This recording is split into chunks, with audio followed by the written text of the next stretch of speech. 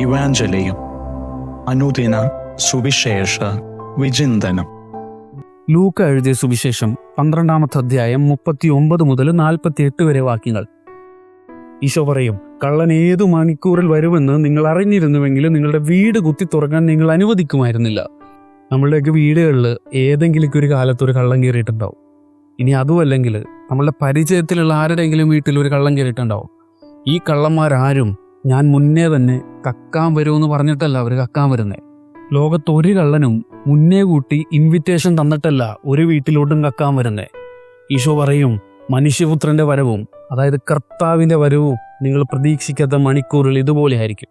ഇനി ഈ കള്ളന്മാര് വരുമെന്ന് വിചാരിച്ച് കാവലിരിക്കുന്ന കാര്യം കർത്താവ് പറയുന്നതാണ്, നിങ്ങൾ ഒരിക്കലും ഒരു കള്ളനെ പേടിച്ച് കാവലിരിക്കരുത്.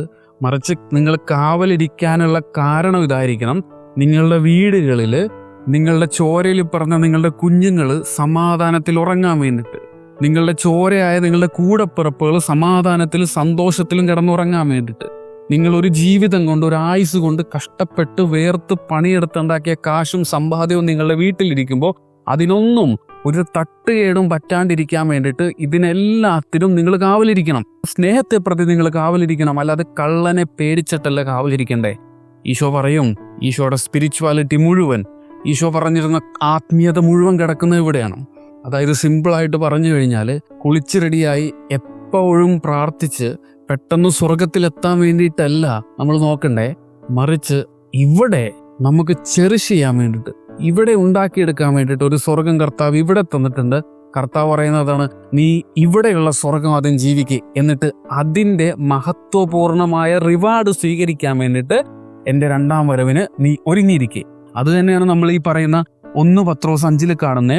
1 പത്രോസ് 5:2, നിങ്ങളെ ഏൽപ്പിച്ചിരിക്കുന്ന ദൈവത്തിന്റെ അജഗണത്തെ പരിപാലിക്കുവിൻ, അത് നിർബന്ധ മൂലമായിരിക്കരുത്, ദൈവത്തെ പ്രതി സന്മനസ്സോടെ ആയിരിക്കണം, ലാഭം നോക്കിയാകരുത്. എന്നിട്ട് 4-ാമത്തെ വാക്യത്തുമ്പോൾ നമ്മൾ ഇങ്ങനെ കാണും, ഇടയന്മാരുടെ തലവൻ, അതായത് കർത്താവായ യേശുക്രിസ്തു പ്രത്യക്ഷപ്പെടുമ്പോൾ മഹത്വത്തിന്റെ ഒളിമങ്ങാത്ത കിരീടം നിങ്ങൾക്ക് ലഭിക്കും. അതായത് ഇതിന്റെ മൊത്തത്തിലുള്ള ഒരു റിവാർഡ് എന്ന് പറയുന്നത് ദ ക്രൗൺ ഓഫ് ഗ്ലോറി, കർത്താവിന്റെ മഹത്വത്തിന്റെ കിരീടം കർത്താവ് നിങ്ങൾക്ക് തരും.